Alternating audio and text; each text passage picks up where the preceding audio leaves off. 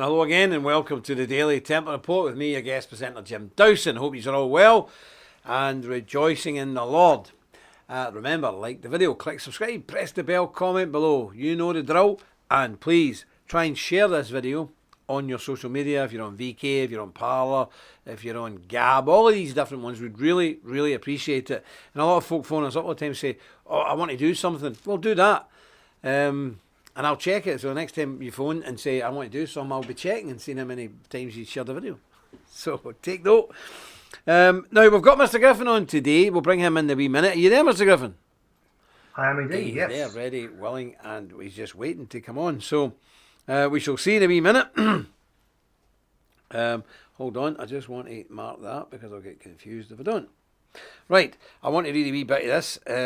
Now, what I'm going to do today, I'm going to dispense with going through the comments because we've got Mr. Griffin on, we've got a lot to talk about, and that can take up a lot of time. So, it's no disrespect to your good selves. I'm sure all the usual gang are in. God bless each and every one of you, but it gives us more time to get some stuff out, okay?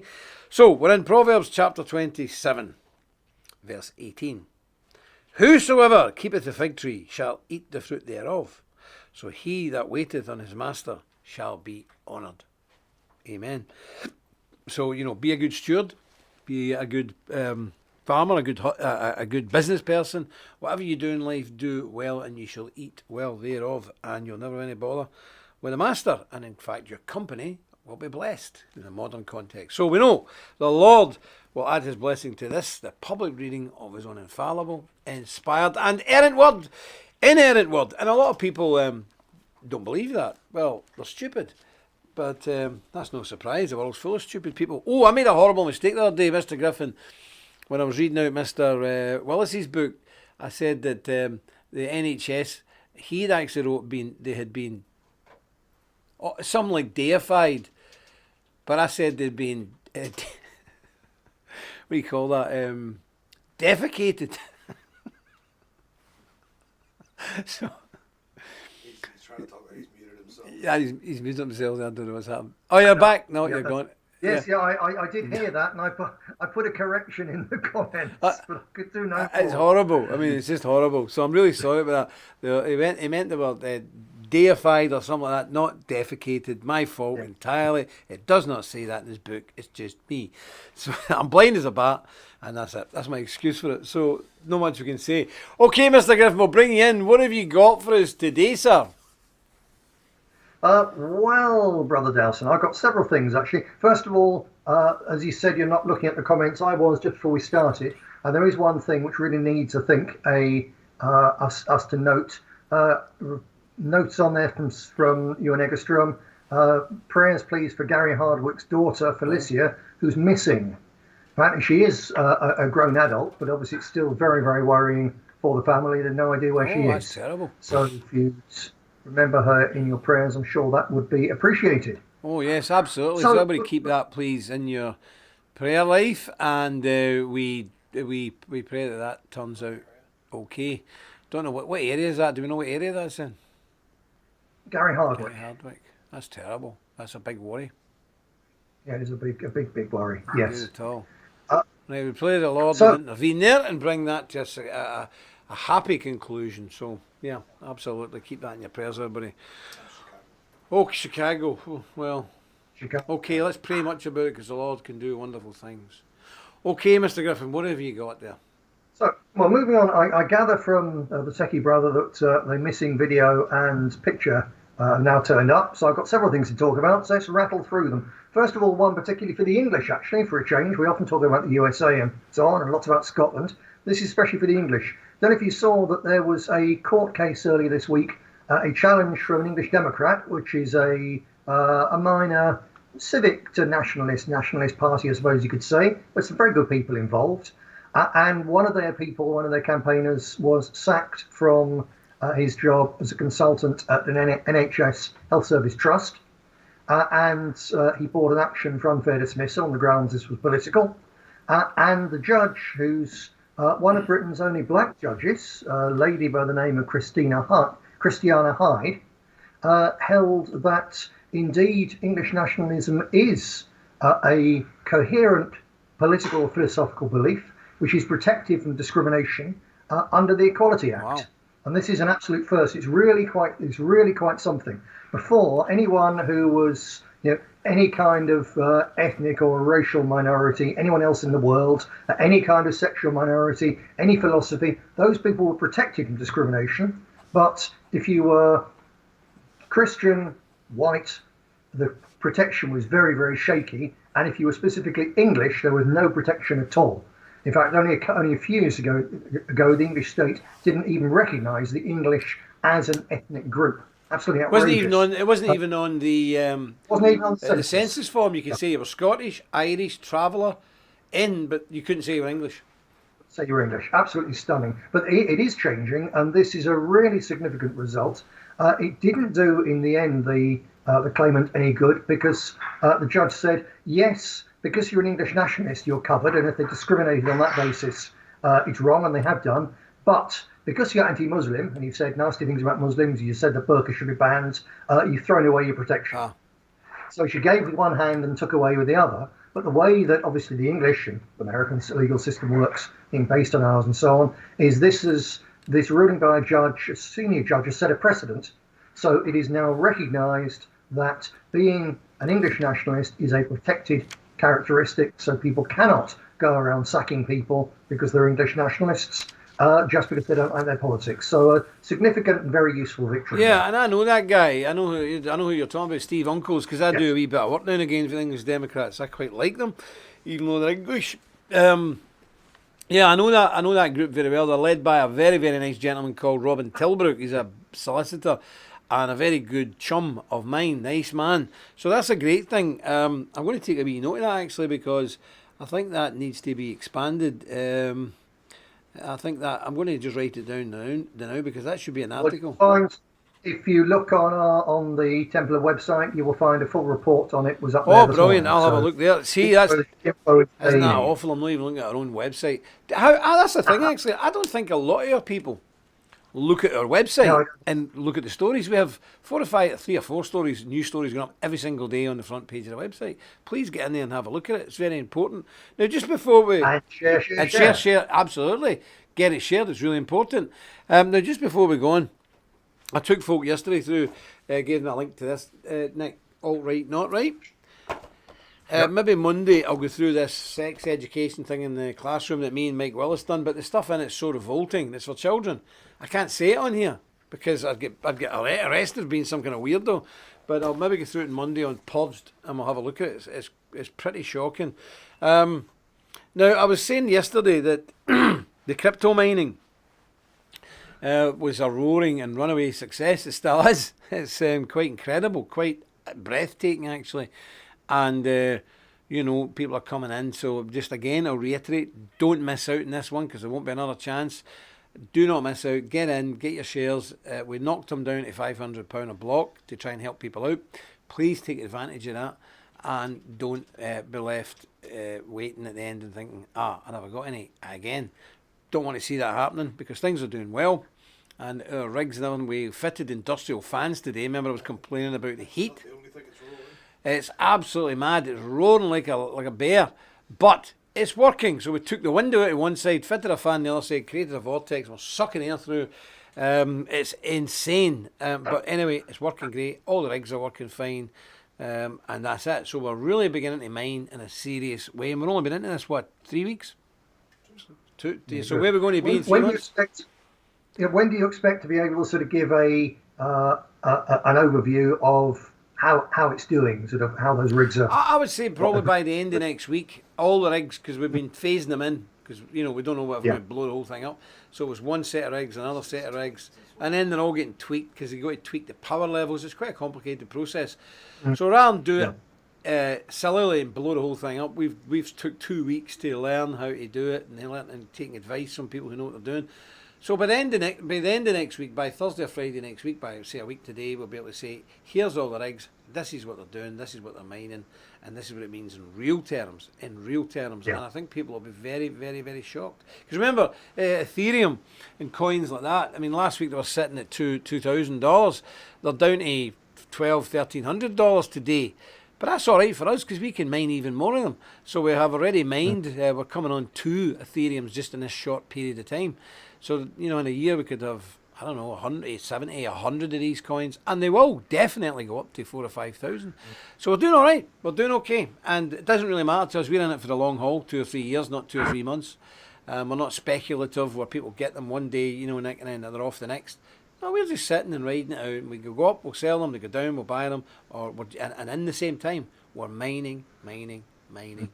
Lovely jubbly. It's all good, and we're doing it in a sensible way. So everybody will do well out of this, I believe. I'm convinced everybody will do very well. So don't miss out. Get in there. Okay, enough of that. Let's see what else we've got. What else we got? Well, another story actually, in a way, following on from the first one. Oh, sorry, Nick. Can I just interrupt you a wee minute? I just seen a wee message from Gary Hardwick there. Gary, you're no stealing the limelight from us, brother. Your daughter's missing. That's no good. Gary's from West Virginia. He's flying tomorrow to Chicago to try and find his daughter. Illinois, yeah. Gary, you've got our full blessing. We thank you for letting us know. Never think we don't need any limelight. What we need is your daughter back. That's more important, my friend. So God bless Gary. Every single Templar, get this on your Facebook, your social media. Let's help Gary out and pray for him. And if there's any brethren in the Chicago area, get in contact. If you're watching this, get in contact with Gary and see if you can lend him practical assistance. He might need somewhere to stay, he might need whatever. But if there's anybody watching this, please do what you need to do. Either through us, you can contact Gary, or contact Gary direct. Okay? God bless you, Gary. God bless you in your quest. May God go with you. Okay, Mr. Griffin, sorry for rudely interrupting you there. What have you got? Yeah, no, very well, that's the most important thing of the night, without a shadow of a doubt. Moving on to Germany, earlier I was speaking about how there's a little bit of a victory for English nationalists. This video, if the brother Techie can show it, it's 1 minute 40 we need of it. This shows a different side of the coin to oppression and repression and injustice, because it's running at full pace in Germany, and Americans especially need to think about this and understand this is what is coming your way under the Democrat coup regime. A German doctor has refused to treat a female politician because of her political views. The MP for the Alternative for Germany party, then the country's third largest, told us of her shock when the family doctor told her he was, quote, taking a moral stand. Due to a chronic illness, I had to visit my family doctor, who I had been seeing for the past 2 years. The conversation went relatively well, and then my doctor told me that he would like to terminate the healthcare contract. I was horrified and asked him why. He replied that he had learned from the media that I was a member of AfD party and that I had been elected to the Bundestag from the electoral district. So for moral reasons he could no longer continue my treatment. Then I asked, if I fainted now, what would you do? He replied that then he would have to help me, as a medical emergency case. And then I said that if he was alone in the room, he could just close the door and during the resuscitation, press only every 10 seconds. Well, the doctor's clinic has not yet responded to our request for comment, but the insurance company in the case told us it expects patients to get the very best possible treatment, regardless of their beliefs, and that the legal ramifications of it should now be probed. But it's far from the first alleged discrimination against AfD members. In 2019, an AfD MP was beaten unconscious in the street. A year later, the party leader's car was set alight. A study found Alternative for Germany suffers the most attacks of any national party, including physical, verbal and property assaults. The MP refused treatment by her doctor again, says mainstream media ignored her case too, and she's been fighting for...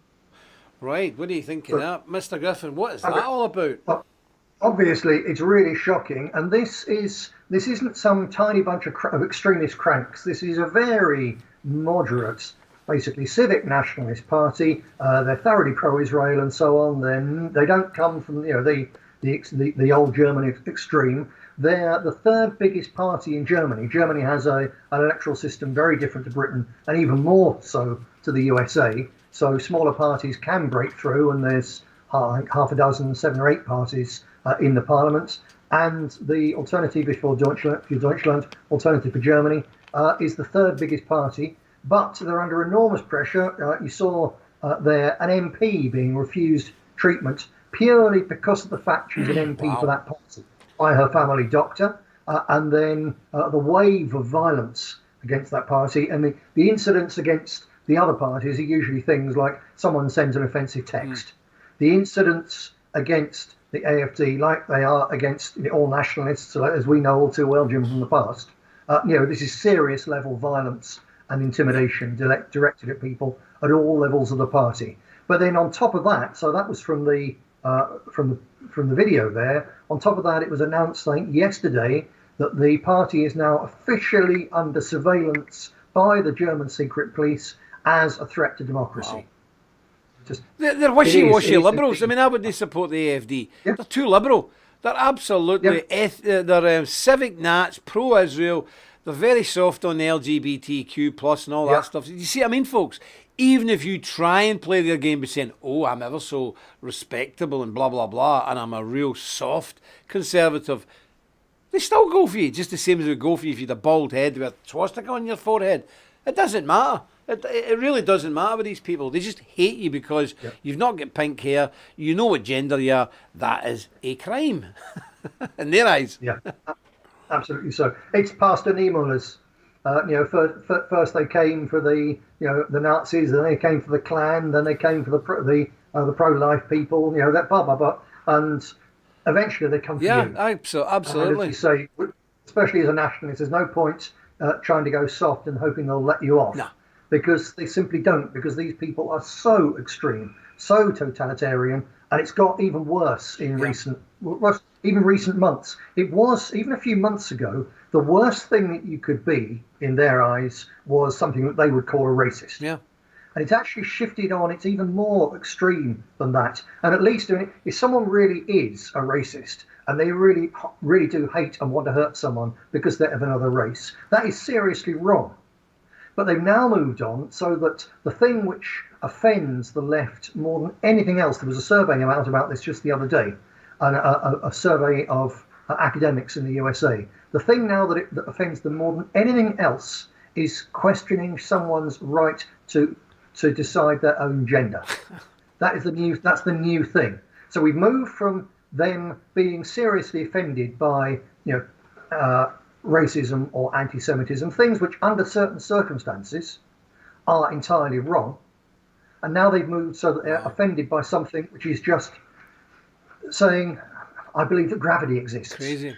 It's just a simple fact that there's men and there's women and that's it, and you can't choose from 72 or it's now over 100 genders. We better not talk more about that as we're on YouTube. Aye, crazy. No, it's absolutely mad, but it's mad. Now, did you have a picture of something you want to flash up? I have. The very last thing to come back to a bit of good news. It's a very short one. If we can have, Brother Techie, the third picture. This is in Moscow, and this is obviously it's a ball at it's the St. Basil the Great School, which was established very recently. It's a collection of fine buildings set around the new cathedral in a very upmarket part of the suburb of Moscow. The school has 400 students. It harks back to Russia's pre-revolutionary terrible era traditions. It's actually specifically Tsarist in its outlook. I'm no great monarchist, but the Russians especially have this great desire, always have, for a Tsar, a great leader. It even came out with Stalin, as a matter of fact, in a terrible, terrible way. And this school is consciously and deliberately there to create a new Russian elite in the proper great Russian tradition. The lessons include scripture studies and Latin, traditionalist history, and balls, how to behave as proper young gentlemen and gentlewomen. I think it's a wonderful project, and that's not in someone's head. That's actually now they've got 400 pupils. Just wonderful. It's fantastic, but it's fantastic. But I went to a school in the slums of central Scotland. I was taught how to do the dashing white sergeant and all that stuff, So if you ever get invited to a ball from the slums, the back streets of Glasgow, just in case one day you were walking down the Mall or Birdcage Walk in London and somebody beckoned you into a ball, you could carry yourself. And we were all taught, the gay Gordons, the dashing white sergeant. I say gay Gordons in the true sense of the word gay. And dashing white sergeant and all that. So I can do a wee bit of formal dancing, sir, yes. But everybody up until maybe the 1980s in Britain was taught how to, behave and conduct himself with a bit of etiquette. And, I don't know if you know this, Mr. Griffin, but masses of people now cannot use a knife and fork. Oh yeah, I know, it's true. And they don't know. We're turning to these funny foreigners. They don't even know what arm to put their wristwatch on. Have you seen that? Yeah. Etiquette is very strict. Etiquette said if you're right-handed or whatever, your watch is always on your left wrist. And I always can tell when I look at somebody and I see their watch on their right wrist, I think, well, they're either Johnny Foreigner from Europe, who doesn't matter, they don't know anything, what do they know? But a British or an American person, well, Americans get away with it a wee bit because they're a bit unconventional. But the watch goes on your left wrist, and that's all gone. But cutlery is a different thing because, you know, if you have not mastered the implements of how to feed yourself to stay alive, you're just like a pig in a trough. And I cannot believe how many young people cannot use a knife and fork correctly. It's shocking. I mean, it really is disturbing. Yeah. And I think it's seminal. If you have not mastered the implements to put food in your mouth, my goodness, we're in a wild state of affairs, sir, are we not? We are indeed. I believe that's in one of the chapters in the first. Yeah, it is. It's in Dave's Vault. It's just shocking. It's absolutely shocking. Well, can I show you a wee video, Mr. Griffin? Maybe raise your spirits a bit. And it's about what you've been saying. That, you know, these books, yes, they're telling you it's a terrible time we're living in, but we can actually get through this, and we will get through it, because when Christians come together, there's nothing in the world we cannot do. And I want to show you this video. It's the Amish, strange lot, but they're all right. But it shows you what can be done, just normal human beings when they pull together. Have a wee look at this video.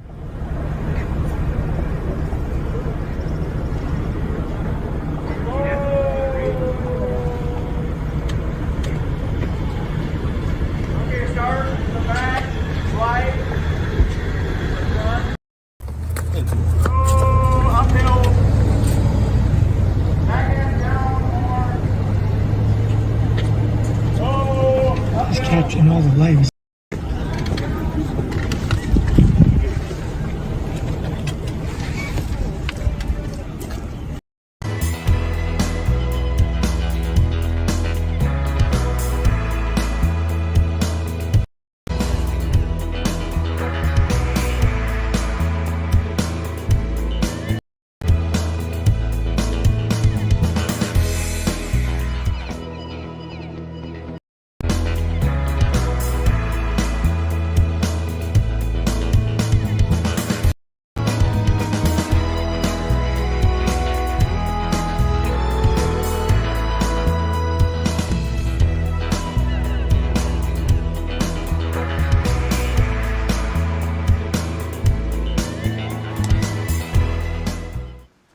See, that's a lesson to you. Many hands make light work. Is that no incredible, Mr. Griffin? Can you imagine if you'd had a few to drink? I just happened to come across that. If that was done in central Scotland, everybody would be having a wee drink first. Thanks for turning up. There's a couple of halves for you, bye. Oh, thanks very much. That would have ended totally different. It would be matchwood, it'd be firewood, they'd all be rolling about in the wreckage of that barn. But it shows you what we can do. You might not feel important, you might not feel strong, you might feel weak and alone. But when people come together, especially God's people, you can lift not just a barn, you can lift mountains, you can change the world. And that's a fact. And that's just a wee example of what the power is in you when you put your arms round the shoulders of your brothers and sisters. We can do anything, and we've got God with us, so what can we not do? Nothing. Absolutely brilliant stuff. Brilliant. There is actually a picture of an Amish house raising in the new Deus Vult, the second one in the trilogy. One of the pictures in there, because it really just sum up. You know, they're swarming over this house building. It goes up in a day, a whole full-size house, all of them wearing exactly the same jeans, the same shirt. It's like an army, but it's they're a completely pacifist army. It's a pacifist Christian community army. Wonderful thing. Well, they're pacifists because they've lived in a free democratic country for a couple of hundred years, the USA. When the bullets start flying, they've got two choices: either fight back or die. There were no pacifists in America when this all kicks off, just the same as there was no pacifists in Europe. They're all dead. You have to defend what's yours. We have a saying in Ulster: what we have, we hold. If you're not prepared to do that, you will die. Now, you may die a glorious pacifist, but you will die nonetheless. So it's not for me, pacifism. I don't like it. I agree. Somebody says there, many a meikle max a muckle. That's very true, Carlin Charn. Absolutely. Many a meikle max a muckle. So have you got anything else, Mr. Griffin? What have you got? The only thing I've got, if we have time, and if you haven't got anything else, I've got picked a shorter this time extract from the new Yes. book. If you'd like me to read a bit of that. We would love that. I'm sure we would all love that. Yes, Okay. let us hear from the So- new book. So the one I read the other day was the whole of the preface. This is an extract from the introduction. So here we go. Starts to look away in. COVID-19 was used as a wrecking bar to break up our normal world. The virus was shamefully exploited so that a great reset could be imposed upon us without so much as a buy your leave, fig leaf, consultation, debate, or popular consent. The direction of virtually the entire Western world has been hijacked by a greedy and neurotic elite. The reins of power have been seized by an arrogant alliance of liberal tycoons and socialist bureaucrats. Exactly what their end goals are open to interpretation and debate. Explanations for their manic behaviour range from well-meaning intent to protect us from ourselves, through a massive material wealth and power grab, onto a desire to wipe out 90% of the world's population, and through to collective membership of a satanic death cult. As it happens, the various options, and there are many more, are not mutually exclusive, not least because the elite is really a constantly changing kaleidoscope of interests and factions with different aims and lusts. What we can say for sure is that these people are both opportunistic and relentless in pursuit of their core aims. Among those is, of course, the desire to increase their own wealth and power. There's certainly nothing unusual about this. It's the standard practice of elites through all of history. The specific claims used to justify or cloak this dominance and greed differ from place to place and era to era, but their application always has precisely the same real-life effect. The rich and powerful get even richer and even more powerful.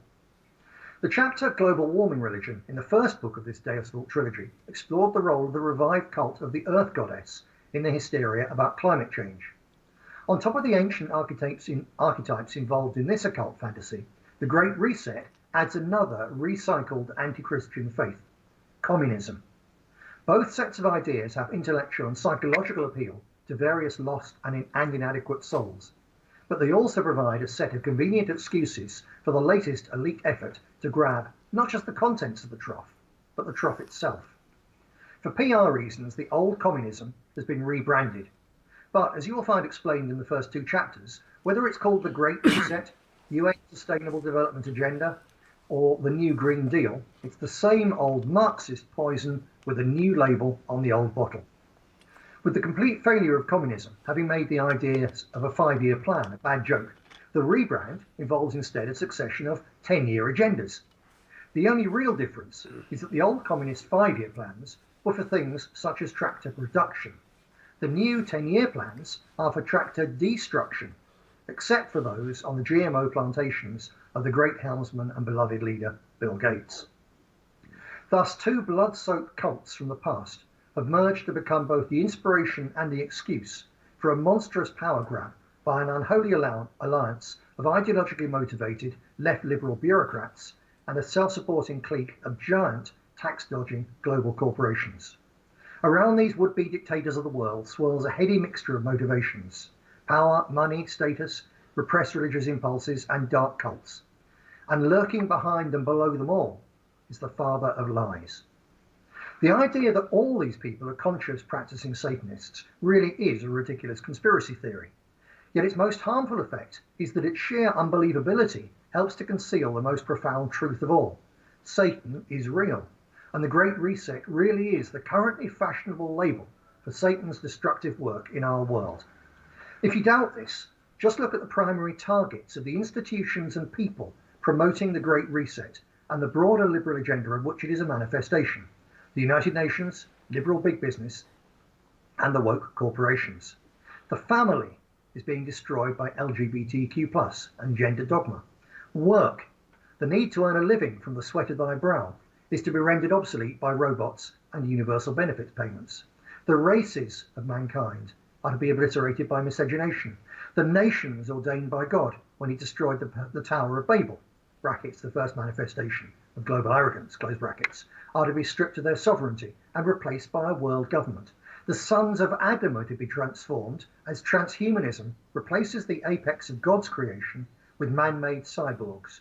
Christianity is to be watered down until it's replaced by a homocentric, syncretic religion created as the bastard offspring of a Neolithic earth goddess cult and Masonic atheism. To put it in much simpler terms, the atheist elite are no longer satisfied with denying God. They're trying to hijack his power and prerogatives. They will not stop at genetically modified crops. They're working on creating genetically modified humans. The whole operation has only just started. They are already changing what we eat. The next phase is to change what we are. The capitalist plutocrats are greedy for the extra money they will make from GM food. Their socialist bureaucrat partners are excited with the extra power they will have over GM people. However obvious all this is to people like us, it is not possible to convince everyone that evil is abroad in the world. There again, we don't need to, because they will all find out soon enough anyway. The mission of the modern Knights Templar and of this book is rather to reach the exceptional minority who do understand what is really going on and help them to do something effective about it. Brilliant, absolutely fantastic, and I absolutely know for a fact, ladies and gentlemen, there is nothing in print out there like this Deuce Vault trilogy series. Obviously, you've seen number 1, number 2 is coming out very, very shortly, and then there'll be a third one out this year. These books they're just gold dust. I mean, they're absolutely superb, and nobody's telling it like this the way it is. There's a lot of kids about, there's a lot of well-meaning folk about, but they don't really know what they're talking about. Mr. Griffin's been at this a long time. I've been at this a long time. He's been out in the streets since early teens. I was first arrested at 10. And we have other people who, like Dr. Tagleschi, who was born in a chicken coop. Yes, because the communists put him, and put his pregnant mother in there with kids, and the father was off to a gulag because he was in the Hungarian army fighting the communists. So our people know what they're talking about. This man, Dr. Tagleschi, was born in a chicken coop. Yes. And we have many people of that calibre who are all putting their writings into here. They know what they're talking about. They know. When you don't see your parents ever again, or you grow up with chickens, you know the score with communism. So I can tell you right now, better dead than red. I will never be a communist. I will never bow to communism. I will never bow the knee to communism. I will never give communism credence. And if it means I have to face an execution or a firing squad, I'll meet that firing squad with the psalms of God on my lips, and I'll be off to glory. But I certainly won't be going to no communist indoctrination camp. No, sorry, never. I'll be better dead than red. And that's the end of the matter. I'll have no more said about it, because they're evil. Evil. And we know people. We spend a lot of time in Eastern Europe, and I'll tell you something that break your heart to understand and know how these people lived for 70 years when that Iron Curtain descended. Am I right, Mr. Griffin, or am I right? Absolutely right. And never forget that communism did not come from Russia. It wasn't from the Russian people. It was imposed on the Russians as a coup d'etat by a monstrous gang who were primarily funded from Wall Street. Just the same, it's precisely the same operation which has now been rolled out as the coup d'etat against the American people. It's just a little bit earlier in the way that it's working. So don't blame the Russians. No, absolutely not. And you know, what was Lenin's real name? He was Ilyich.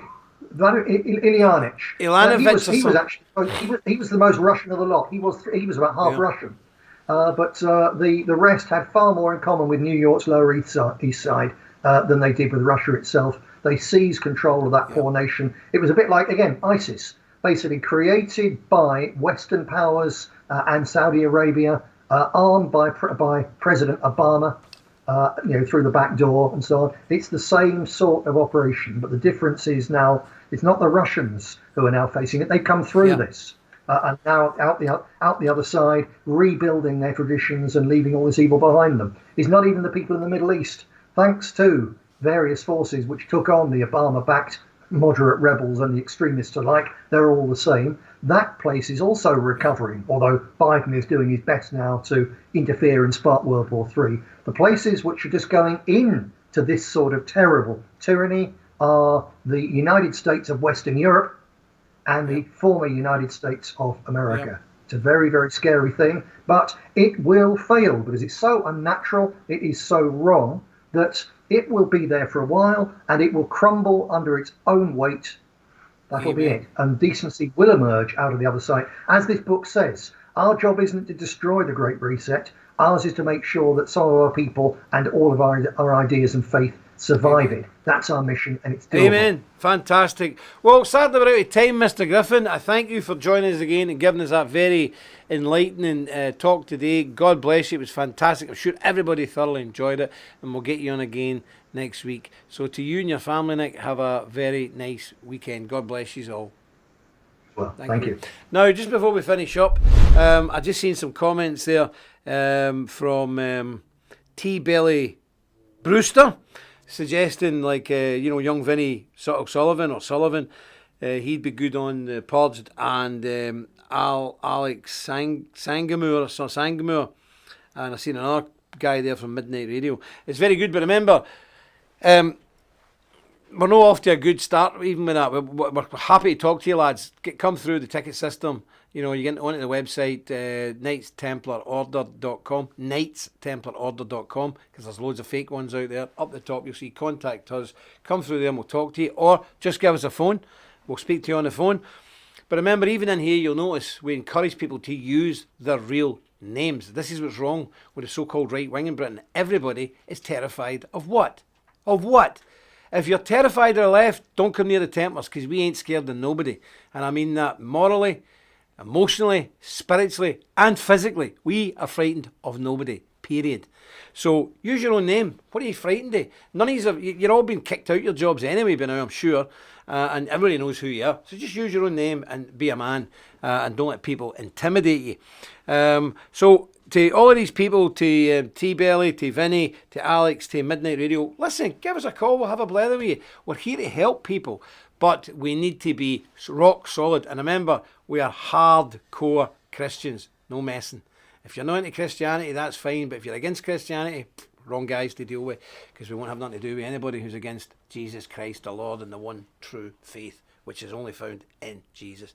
Well, that's all from us today. Before we finish, I just want to say to Gary Hardwick, God bless you, brother. Our thoughts and prayers away. I know you'll be absolutely demented and beside yourself. I've got 2 daughters and 4 sisters. I know it like it is. So our thoughts and prayers away. And as I say, if anybody can help Gary out, please do so. Gary, keep us informed, please. We'd be interested to know how you got on. And we wish God's blessing, and we'll certainly be praying for you tonight. You can be rest assured of that. Well, that's all from me. Listen, in the will of the Lord, I shall be here on Sunday with the Sunday service. But until then, remember, stick close to God. You won't go far wrong. Deus Volt.